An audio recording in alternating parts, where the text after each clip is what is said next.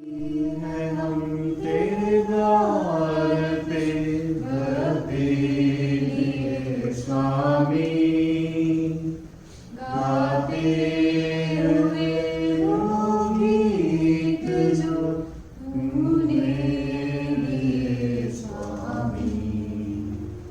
तेरे प्राण से हमको कुछ ना मिले, वंदन अर्चन पूजन करके आते हैं हम तेरे द्वार पे भक्ति लिए स्वामी, गाते हैं वो गीत जो तूने दिए स्वामी।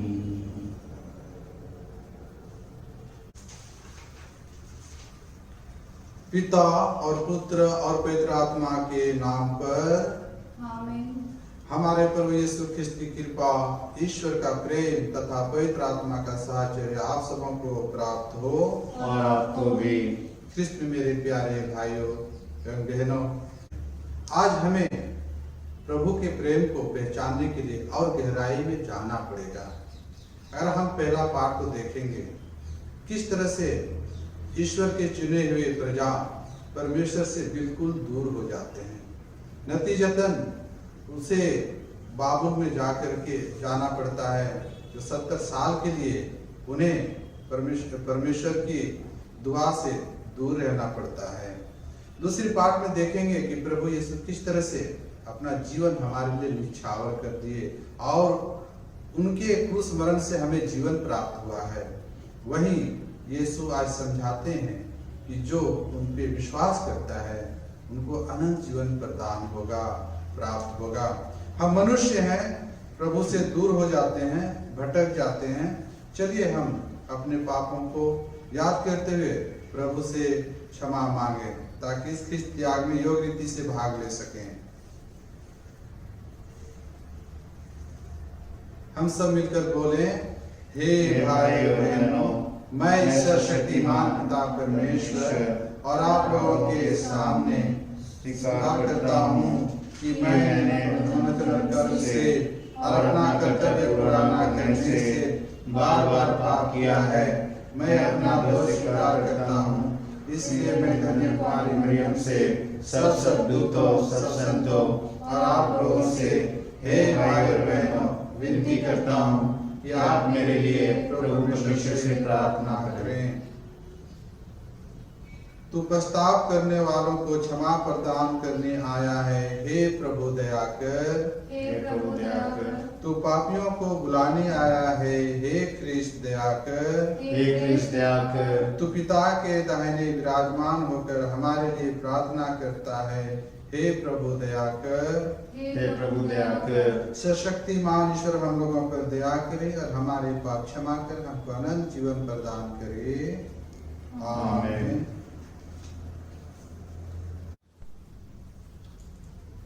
हे पिता, तू प्रभु यीशु के द्वारा मानव जाति के साथ अद्भुत रीति से मेल मिलाप करता है।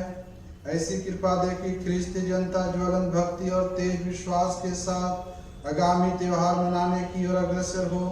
हमारे प्रभु तेरे पुत्र यीशु ख्रिस्त के द्वारा, जो ईश्वर होकर तेरे तथा पवित्र आत्मा के साथ युगानुग जीते और राज करते हैं। आमीन।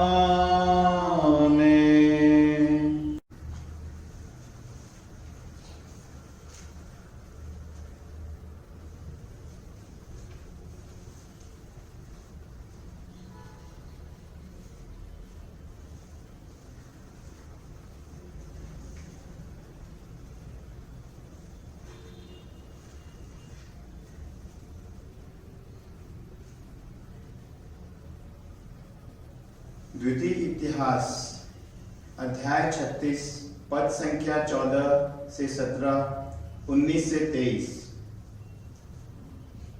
पहला पाठ। याजकों के नेताओं में और जनता में भी बहुत अधिक अधर्म फैल गया। क्योंकि उन्होंने गैर यहूदी राष्ट्रों के घृणित कार्यों का अनुकरण किया और प्रभु द्वारा प्रतिष्ठित यरूशलेम का मंदिर अपवित्र कर दिया। प्रभु उनके पूर्वजों का ईश्वर उनके पास अपने दूतों को निरंतर भेजता रहा, क्योंकि उसे अपने मंदिर तथा अपनी प्रज्ञा पर तरस आता था। किंतु उन्होंने ईश्वर के दूतों का उपहास किया, उसके उपदेशों का तिरस्कार किया और उसके नबियों की हंसी उड़ाई।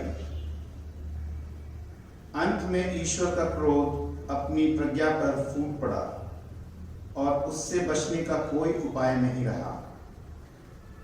उन्होंने खलदइयों के राजा को उनके विरोध भेजा, जिसने उनके मंदिर में ही उनके नौजवानों को तलवार के घाट उतार दिया और युवकों, युवतियों, वृद्धों और अति वृद्धों पर भी दया नहीं की। बाबुल के लोगों ने ईश्वर का मंदिर जलाया, यरूशलेम की चार दीवारी गिरा दी, उसके सब महलों का आग लगाकर सर्वनाश किया और उसकी सब बहुमूल्य वस्तुएं नष्ट कर दी। जो लोग तलवार से बच गए उन्हें बंदी बनाकर बाबुल ले जाया गया। वहां वे तब तक राजा और उसके वंशजों के दास बने रहे जब तक फारसी लोगों का राज्य स्थापित नहीं हुआ। इस तरह यिर्मयाह के मुख से प्रभु ने जो कहा था वह पूरा हो गया। विश्राम दिवस अपवित्र करने के प्रायश्चित के रूप में यूदा की भी उजड़कर 70 वर्षों तक पड़ी रहेगी।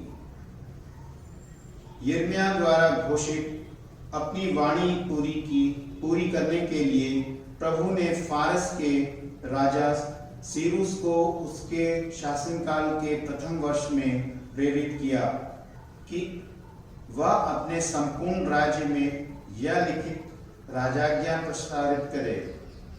फारस के राजा सीरूस कहते हैं, प्रभु स्वर्ग के ईश्वर ने मुझे पृथ्वी के सब राज्य प्रदान किए और उसने मुझे यहूदिया के यरूशलेम में एक मंदिर बनवाने का आदेश दिया। ईश्वर उनके साथ रहे जो तुम लोगों में उसकी प्रज्ञा के सदस्य हैं। वे लोग यरूशलेम की ओर प्रस्थान करें। यह प्रभु की वाणी है। ईश्वर को धन्यवाद। भजन अनुवाक्य। हे प्रभु, यदि मैं तुझे याद ना करूं तो मेरी जीभ तालू से चिपक जाए। हे प्रभु, यदि मैं तुझे याद ना करूं तो मेरी जीभ तालू से चिपक जाए।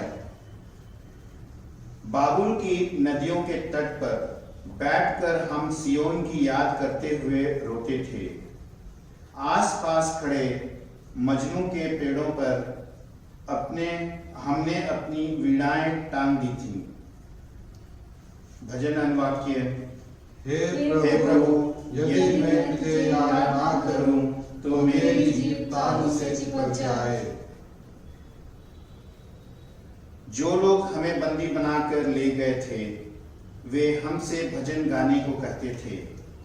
हम पर अत्याचार करने वाले हमसे आनंद के गीत चाहते थे। वे हमसे कहते थे, सियोन का कोई गीत सुनाओ। हम पराये देश में रहते हुए प्रभु का भजन कैसे गाकर सुनाएं? भजन अनुवाक्य। हे प्रभु, यदि मैं तुझे याद ना करूं तो मेरी जीभ तालू से चिपक जाए। यरूशलेम, यदि मैं तुझे भुला दूं तो मेरा दाहिना हाथ सूख जाए। यदि मैं तुझे याद नहीं करूं, यदि मैं यरूशलेम को अपना सर्वोत्तम आनंद नहीं मानूं तो मेरी जीभ तालू से चिपक जाए। भजन अनुवाक्य। हे प्रभु, यदि मैं तुझे याद ना करूं तो मेरी जीभ दारू से चिपक जाए।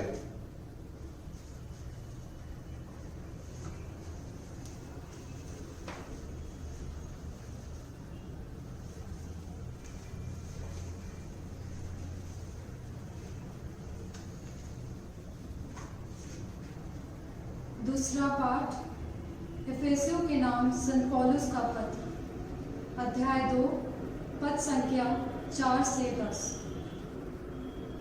परंतु ईश्वर की दया अपार है। हम अपने पापों के कारण मर गए थे, किंतु उसने इतना हमें प्यार किया कि उसने हमें मसीह के साथ जीवन प्रदान किया। उसकी कृपा ने आप लोगों का उद्धार किया। उसने ईसा मसीह के द्वारा हम लोगों को पुनर्जीवित किया और स्वर्ग में बिठाया। उसने हमको ईसा मसीह के द्वारा दयालुता दिखाई। उसके द्वारा उसने आगामी युगों के लिए अपने अनुग्रह की असीम समृद्धि को प्रदर्शित किया। उसकी कृपा ने विश्वास द्वारा आप लोगों का उद्धार किया है। ये आपके किसी पुण्य का फल नहीं है, यह तो ईश्वर का वरदान है। ये आपके किसी कर्म का पुरस्कार नहीं, कहीं ऐसा ना हो कि कोई उस पर गर्व करे।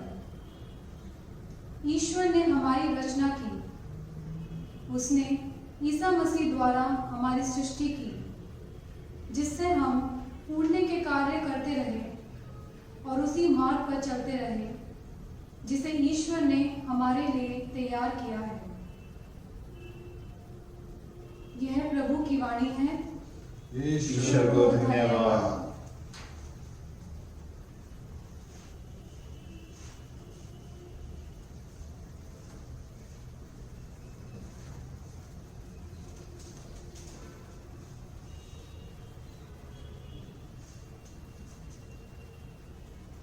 प्रभु आप लोगों के साथ हो और आपके साथ भी। संत यूहन्ना के अनुसार पवित्र सुसमाचार।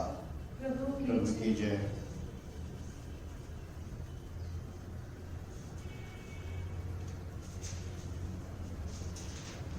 अध्याय 3 पद संख्या 14 से 21 तक। जिस तरह मूसा ने मरुभूमि में सांप को ऊपर उठाया था, उसी तरह मानव पुत्र को भी ऊपर उठाया जाना है, जिससे जो उसमें विश्वास करता है वह अनंत जीवन प्राप्त करे। ईश्वर ने संसार को इतना प्यार किया कि उसने उसके लिए अपने इकलौते पुत्र को अर्पित कर दिया, जिससे जो उसमें विश्वास करता है उसका सर्वनाश ना हो बल्कि अनंत जीवन प्राप्त करे। ईश्वर ने अपने पुत्र को संसार में इसलिए नहीं भेजा कि वह संसार को दोषी ठहराए। उसने उसे इसलिए भेजा है कि संसार उसके द्वारा मुक्ति प्राप्त करे।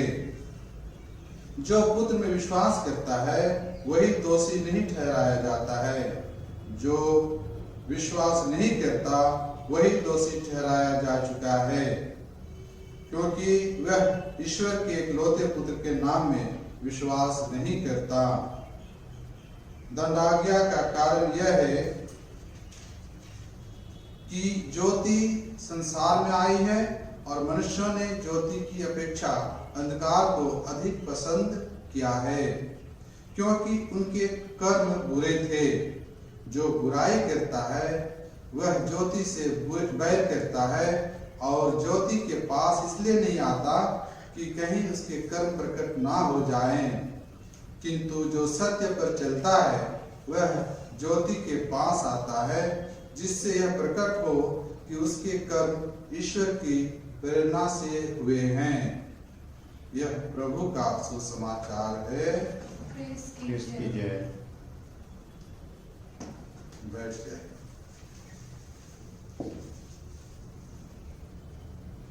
ख्रिस्त में मेरे प्यारे भाइयों एवं बहनों, अगर हम गौर करें सुसमाचार में स्पष्ट रूप से लिखा गया है कि दंडाज्ञा का कारण यह है कि ज्योति संसार में आई है और मनुष्यों ने ज्योति की अपेक्षा अंधकार को अधिक पसंद किया, क्योंकि उनके कर्म बुरे थे। अगर हम पहला पाठ में देखते हैं कि जिसे परमेश्वर ने चुना था, जिसको चुना है, इस्राएलियों को अपना माना है, और वही इस्राएली जब मिस्र देश से प्रतिज्ञात देश की ओर ईश्वर ले जाते हैं, तो रास्ते में अगर देखेंगे किस तरह से बार बार वे ईश्वर की मार्ग से भटक जाते हैं। और आज की जो पहला पाठ जो बताती है, यहाँ तक कि याजक वर्ग भी बुरे कार्यों में लिप्त हो चुके हैं। आम जनता की बात तो छोड़िए, आम जनता तो कुकर्म में तो थे ही, लेकिन जो याजक हैं, जो उनके अगुआ हैं, वही बुराई में प्रवेश कर चुके हैं। इतनी बुरी तरह से गिर चुके हैं कि परमेश्वर की जो गुस्सा है, क्रोध है, स्वाभाविक है कि वो भड़क उठेगा। और इस कारण से परमेश्वर ने इतने नाराज हो जाते हैं अपने लोगों से कि वे राजा के द्वारा उन्हें शोध लेते हैं और उनकी जो समस्याएं हैं, उनकी जो पीड़ा है, जो दुर्दशा है, हम सुन सकते हैं पहले पाठ में कि किस तरह से उन लोगों को तलवार की घाट उतारा गया। यहाँ तक कि बूढ़े बुजुर्ग, बच्चे और महिलाओं को भी नहीं बख्शा गया, और जो बच गए उसको बाबुल में लेकर के उनको कैदी बनाए गए, दास बनाए गए। फिर से जिस तरह वे मिस्र देश में दास थे, उसी तरह से वे वहां जाकर के दास बन जाते हैं, क्योंकि वे परमेश्वर की मां से भटक चुके हैं। यह काफी दुखद बात है कि परमेश्वर जिन्होंने जीवन दिया, जिन्होंने हमें जन्म दिया, और उसी परमेश्वर को हम धोखा दे रहे हैं। परमेश्वर जिन्होंने हमें मिस्र देश से उन्हें छुड़ा करके प्रतिज्ञात देश की ओर ला रहे हैं, उनसे वे दूर जा रहे हैं। और कारण स्पष्ट है, जैसे मैंने कहा कि ये इस्राएली जाति जो थे, वे लालच में आकर के, लोभ में आकर के अपने तरीके से जीना चाहते थे। इस कारण से वे अंधकार को इतना पसंद किया कि वे कुकर्म में जीने लगे। इसका नतीजा क्या होता है कि उनका नतीजा यही है कि राजा जो है, आदेश राजा जो है आकर के उनके तलवार के घाट उतारते हैं, उनको दास और दासी बनाते हैं। जिस तरह यिर्मयाह की जो बात है वो पूरी हो जाती है कि वे 70 साल तक वे बाबुल में गुलामी रहेंगे। लेकिन क्या परमेश्वर जो है इस्राएलियों से हमेशा के लिए दुखी हो गए हैं, क्रुद्ध हो गए हैं? जी नहीं। यह स्पष्ट हो जाता है कि जब हम सुसमाचार में सुनते हैं कि किस तरह से यीशु कहते हैं जो परमेश्वर में विश्वास करता है उसको जीवन प्राप्त होगा। और ये जो सुसमाचार में हम जो सुने हैं, ये निकोदेमुस के साथ जो यीशु की वार्तालाप होता है तब की बात है। और वो बताना चाहते हैं यह कह करके कि निकोदेमुस को कि किस तरह से फिर से जीवन मिलेगा, वह यहाँ पे इस बात से स्पष्ट होता है। ईश्वर ने संसार को इतना प्यार किया कि उसने उसके लिए अपने इकलौते पुत्र को अर्पित कर दिया, जिससे जो उसमें विश्वास करता है उसका सर्वनाश ना हो बल्कि अनंत जीवन प्राप्त करे। इसी अनंत जीवन के बारे में यीशु निकोदेमुस को समझाते हैं। इस अनंत जीवन को इस्राएली लोग समझ नहीं पा रहे थे और इस कारण से वे बार बार परमेश्वर से दूर चले जाते थे। लेकिन परमेश्वर का प्रेम जो है उनके क्रोध से ज्यादा गहरा है और फरेस के राजा सेरोस के माध्यम से उनको फिर से बाबुल से छुड़ा करके यरूशलेम में मंदिर बनाने की आश्वासन देता है। वह लोगों के बीच में परमेश्वर की बात को लाता है कि परमेश्वर चाहता है कि आपके लिए एक मंदिर बने और उस मंदिर जिसे ढा दिया गया था उन्हीं व्यक्तियों के योगदान से, उनके विश्वास के योगदान से, उनके धन संपत्ति के योगदान से उस मंदिर को फिर से खड़ा किया जाता है। ख्रिस्त में मेरे प्यारे भाई बहनों, संत पौलुस हम उस मंदिर के बारे में बताए हैं कि हमारा शरीर ही ईश्वर का मंदिर है और यह मंदिर पवित्र है। क्या इस मंदिर को हम अपने कुकर्म से, अपने पापों के कारण से, ठीक उसी तरह यरूशलेम की जो मंदिर जो ढहा गया था, उसी तरह मैं नहीं ढाता हूँ? क्या इसे नहीं गिरने देता हूँ? जी हाँ, आज हमें इस मंदिर को खड़ा करने के लिए यीशु आमंत्रित करते हैं कि हम जिस तरह अपने शरीर के मंदिर को बार बार गिराते हैं अपने पापों के कारण से, उसे फिर से खड़ा करने की जरूरत है। और इसलिए यहाँ पर हमें आमंत्रित किया जाता है कि हम उस मंदिर को किस तरह से खड़ा करें। यहाँ पर हमें फिर से विश्वास में आने के लिए कहा जाता है। दूसरा पाठ में हम सुने हैं कि क्रूस मरण से यीशु ने हमें जीवन प्रदान किया है और उस जीवन में हमें विश्वास करना चाहिए। यीशु सच ही कहा है कि वे संसार को इतना प्यार किया कि हमें एक अपना जीवन को अर्पित कर दिया है, क्योंकि यीशु जो है ईश्वर की ओर से है और उसके इकलौते पुत्र है, और उस इकलौते पुत्र का आज हमें विश्वास करना पड़ेगा। हमें आज का हमारा जो राजा है वो यीशु, हमारे इस यीशु के सिवाय दूसरा कोई नहीं है। और इसलिए आज हम यीशु पर विश्वास करेंगे और उनकी जो बताई हुई जो बात है उस बात पे चलेंगे, अंधकार में नहीं ज्योति पे चलेंगे, उस मार्ग में चलेंगे जो मार्ग को हमें बताए, इससे हम भटकेंगे नहीं, ताकि हम अपने पाप की गुलामी नहीं बन सके, बुराइयों की गुलामी नहीं बन सके, बल्कि बपतिस्मा में जो ज्योति हम पाए हैं और जिस ज्योति के माध्यम से हम ईश्वर के पुत्र और पुत्रियां बन गए हैं, उसी तरह हम उनके संतान हमेशा बने रहे। तो चलिए आज के इस चालीसा का चौथा रविवार में हम चिंतन करें कि ईश्वर का जो क्रोध जो जितना बड़ा है उससे गहरा कहीं उसका प्रेम है। हमारे पापों को नहीं देखता है, वे हमारे विश्वास को देखता है कि किस तरह हम उसकी ओर लौट आते हैं। आज का यह रविवार जो है परमेश्वर की ओर लौट आने की है। जिस तरह बाबुल से इस्राएली लोग जो दास्ता में थे, गुलामी में थे, वे यरूशलेम की ओर लौट आते हैं और उस मंदिर का निर्माण करते हैं, उसी तरह हम भी जिस पाप में है उस पाप से लौट करके अपने ओर आए और अपना जो शरीर का जो मंदिर है उसको निर्माण करें, और जो आत्मा परमेश्वर हमें दान में दिया है, वरदान में दिया है, उसको परमेश्वर को चढ़ाएं। आमीन।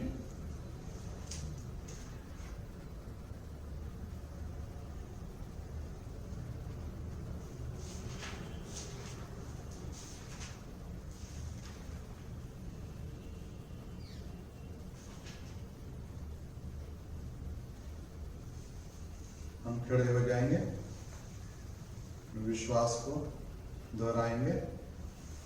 हम स्वर्ग पृथ्वी की सृष्टि करता सर्वशक्तिमान पिता परमेश्वर पर विश्वास करते हैं और उसके इकलौते पुत्र हमारे प्रभु यीशु क्रिस्त ने हम विश्वास करते हैं, जो पवित्र आत्मा के द्वारा गर्भ में आए और कुमारी मरियम से जन्मे। उन्होंने पुन्तियुस पिलातुस के शासन में दुख भोगा, वह क्रूस पर चढ़ाए गए, दफनाए गए और अधोलोक में उतरे। वह तीसरे दिन मृतकों में से जी उठे, स्वर्ग में सर्वशक्तिमान पिता की दाहिने विराजमान है और वहां से जीवितों और मृतकों का न्याय करने आएंगे। पवित्र आत्मा, पवित्र कैथोलिक कलीसिया, धर्मियों की सहभागिता, पापों की क्षमा, शरीर के पुनरुत्थान और अनंत जीवन में विश्वास करते हैं। आमीन। प्यारे भाई बहनों, यह चालीसा का पुण्य समय है। इसमें हम यीशु ख्रिस्त की मृत्यु और पुनरुत्थान की स्मृति मनाने की तैयारी करते हैं। इसलिए हम परम दयालु पिता से निवेदन करें, कलीसिया अपने प्रभु यीशु के समान 40 दिनों तक प्रार्थना और तपस्या करती रहे। इसके लिए हम प्रार्थना करें। हे पिता, हमारी प्रार्थना सुन। हे पिता, हमारी प्रार्थना सुन। हमारे संत पिता, धर्माध्यक्ष, पुरोहित और धर्म समाजी अपने निस्वार्थ जीवन द्वारा सभी विश्वासियों को प्रेरणा प्रदान करें। इसके लिए हम प्रार्थना करें। हे पिता, हमारी प्रार्थना सुन। आज हम विशेष रूप से आप लोगों के लिए प्रार्थना करना चाहते हैं, विशेष करके सुजाता और उनकी माता परिवार के लिए, प्रमोद उनके परिवार के लिए, उनकी पत्नी जो बीमार है उनके लिए, ललित के परिवार के लिए, ताकि परमेश्वर हमेशा आप लोगों को आशीर्वाद प्रदान करे और उनके विश्वास में दृढ़ बने रहे, इसके लिए हम प्रार्थना करें। हे पिता हमारी प्रार्थना सुन। इन दिनों जो लोग बीमार से ग्रसित हैं, परमेश्वर उन्हें चंगा प्रदान करे, ताकि उनकी कृपा से वे चंगाई प्राप्त करके प्रभु की स्तुति गा सके, इसके लिए हम प्रार्थना करें। हे पिता हमारी प्रार्थना सुन। आप भी अपना निवेदन मन ही मन प्रस्तुत करें।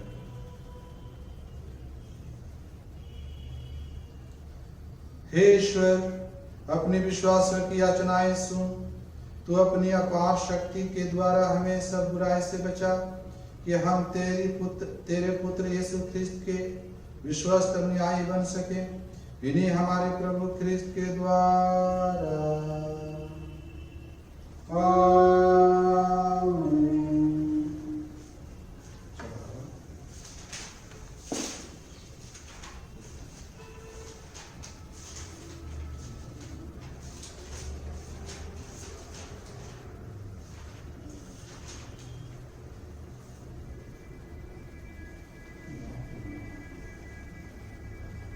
कबूल करो तुम प्रभु हमारा ये बलिदान, दया मिले तेरा वरदान। कबूल करो तुम प्रभु हमारा ये बलिदान, दया मिले तेरा वरदान। तेरा नाम बोले सदा रहे, दुनिया की तुझसे मिले नहीं भी। तेरा नाम बोले सदा रहे, कभी भी दुनिया की चीजें मिले नहीं भी। कबूल करो यूं प्रभु हमारा ये बलिदान, दया मिले तेरा वरदान। भाई और बहनों, प्रार्थना कीजिए कि सर्वशक्तिमान पिता ईश्वर मेरा और आप लोग का बलिदान ग्रहण करे। प्रभु अपने नाम की स्तुति तथा महिमा के लिए और हमारे पिता समस्त कलीसिया के लाभ के लिए आपके हाथों से यह बलिदान ग्रहण करें।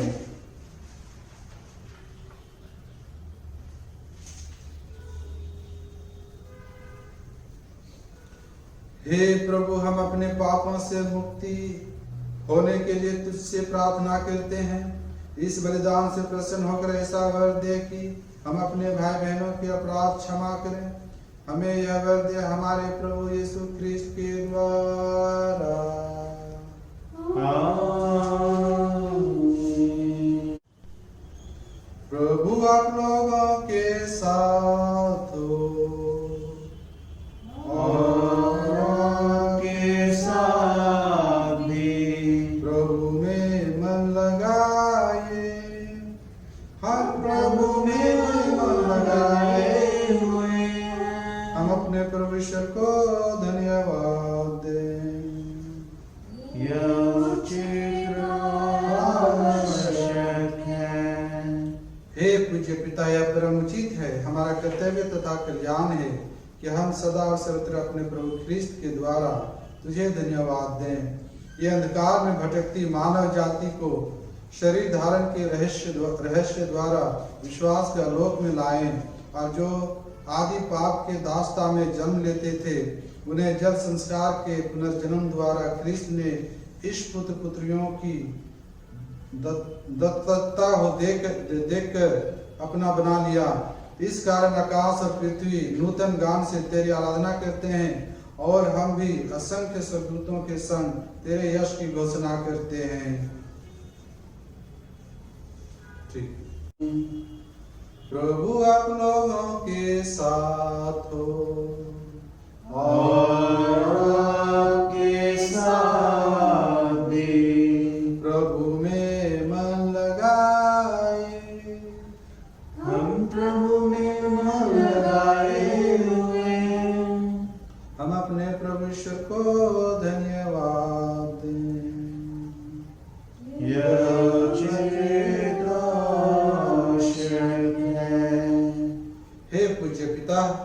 परमचित है, हमारा कर्तव्य तथा कल्याण है कि हम सदा सर्वत्र अपने प्रभु ख्रिस्त के द्वारा तुझे धन्यवाद दें। समारी नारी से जल पिलाने की अर्जी करने से पहले ही यीशु उसके हृदय में विश्वास का बीज बो चुके थे। उसके विश्वास के लिए यीशु इतने प्यासे थे कि साथ ही साथ उन्होंने उसके हृदय में इस प्रेम की आग भी सुलगा दी थी। इस कारण हम भी तुझे धन्यवाद देते और स्वर्गदूतों के साथ तेरा गुणगान करते हुए एक स्वर से कहते हैं, पवित्र पवित्र पवित्र प्रभु विश्वमंडल के ईश्वर, स्वर्ग और पृथ्वी तेरी महिमा से परिपूर्ण है। स्वर्ग में प्रभु की जय। धन्य है वे जो प्रभु के नाम पर आते हैं। स्वर्ग में प्रभु की जय।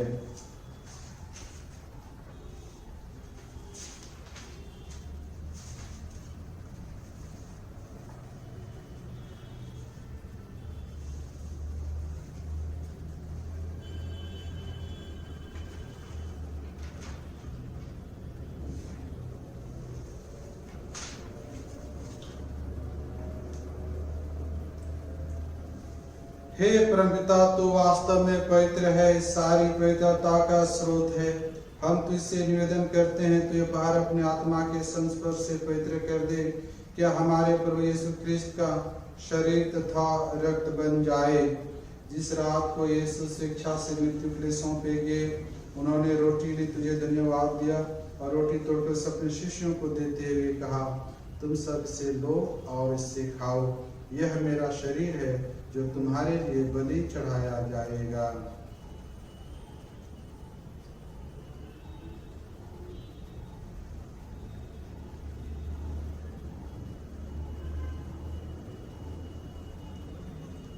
इसी भांति भोजन के बाद उन्होंने कटोरा लिया, तुझे धन्यवाद दिया और इसे अपने शिष्यों को देते हुए कहा, तुम सब इसे लो और इसमें से पियो। यह मेरे रक्त का कटोरा है, नवीन और अनंत व्यवस्था का रक्त, जो तुम्हारे सबों के पापों की क्षमा के लिए बहाया जाएगा। तो मेरी स्मृति में यह क्या करो।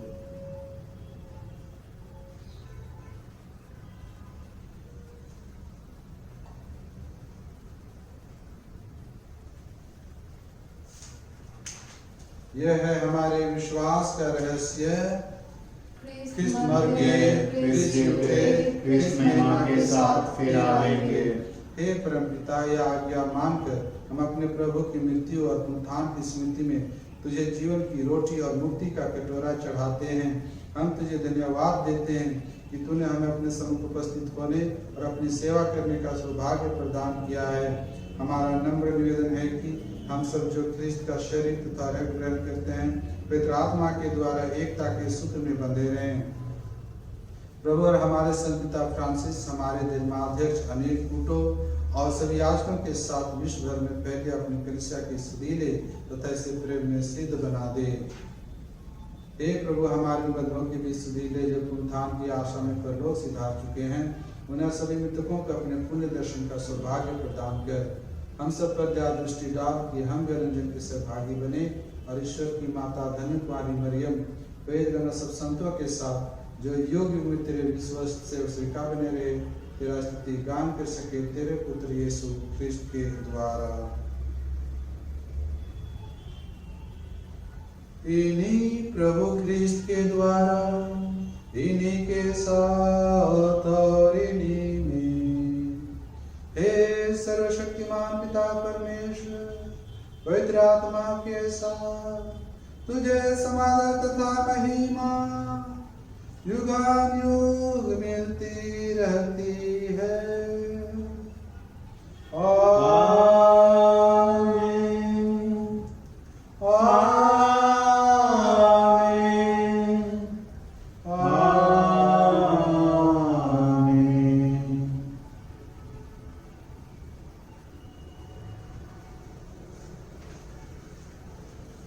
हम सब मिलकर पिता परमेश्वर से प्रार्थना करें जिसे प्रभु ने हमें सिखाया है। हे पिता हमारे जो स्वर्ग में है, तेरा नाम पवित्र किया जावे, तेरा राज्य आवे, तेरी इच्छा जैसे स्वर्ग में है वैसे इस पृथ्वी पर भी हो। हमारा प्रतिदिन का आहार आज हमें दे और हमारे अपराध में क्षमा कर, जैसे हम भी अपने अपराधियों को क्षमा करते हैं। और हमें परीक्षा में ना डाल, परंतु बुराई से बचा। आमीन। हे प्रभु यीशु ख्रिस्त, हे प्रभु, हम तुझसे प्रार्थना करते हैं, सभी बुराई से हमें बचा और इस जीवन में हमें कृपा पूर्वक शांति प्रदान कर। हम तेरी दया से सदा पाप से दूर और हर विपत्ति से सुरक्षित रहें और उस दिन की प्रतीक्षा करते रहें जब हमारे मुक्तिदाता यीशु ख्रिस्त फिर प्रकट होकर हमारे मन्नत में आशा पूरी करेंगे। क्योंकि तेरा राज, तेरा सामर्थ्य और तेरी महिमा अनंत काल तक बनी रहती है। हे प्रभु यीशु ख्रिस्त ने अपने प्रेरितों से कहा है, मैं तुम्हारे लिए शांति छोड़ जाता हूँ, अपनी शांति तुम्हें प्रदान करता हूँ। तो हमारे पापों पर भी अपने कलीसिया के विश्वास पर दृष्टि डाल और उसे शांति तथा एकता प्रदान कर। तो ये गान जीता और राज्य करता है। आमीन। प्रभु की शांति सदा आप सबों के साथ हो और आपके साथ भी। परस्पर शांति अभिवादन करें।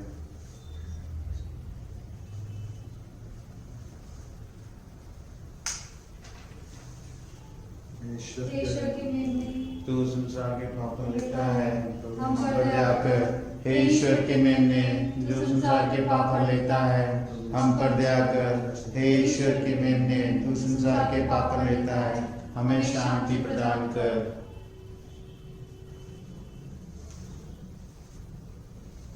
देखिए ईश्वर का मेमना जो संसार का पाप कर लेता है। धन्य हम सब जो इस भोज में बुलाए गए हैं। हे प्रभु, मैं से नहीं हूँ कि आप मेरे यहाँ आए, किंतु हे शक्ति दे और मेरी आत्मा चंगी हो जाएगी।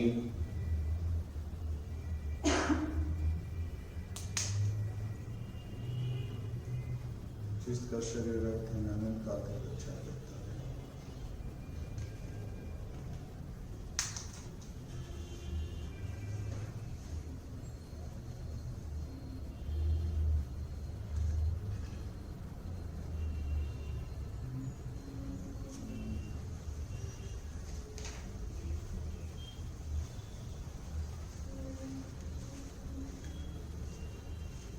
ख्रिस्त का शरीर है, ख्रिस्त का शरीर है।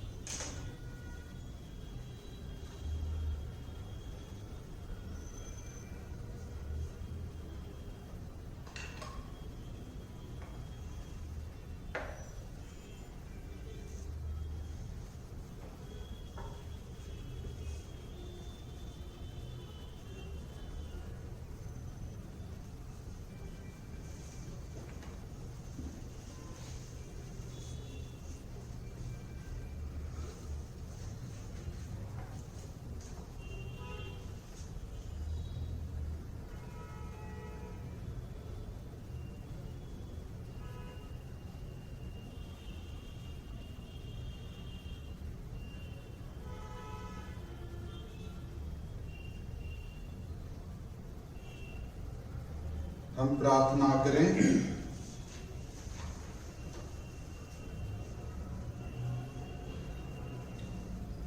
हे ईश्वर, तो इस संसार में आने वाले प्रत्येक मनुष्य को ज्योति प्रदान करता है।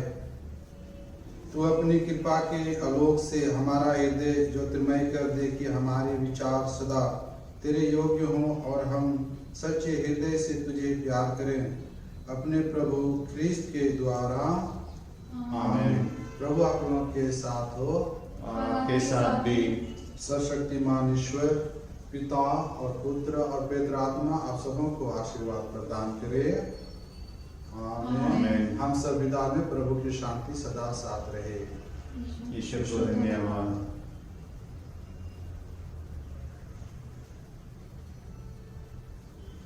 चल तुम्हारे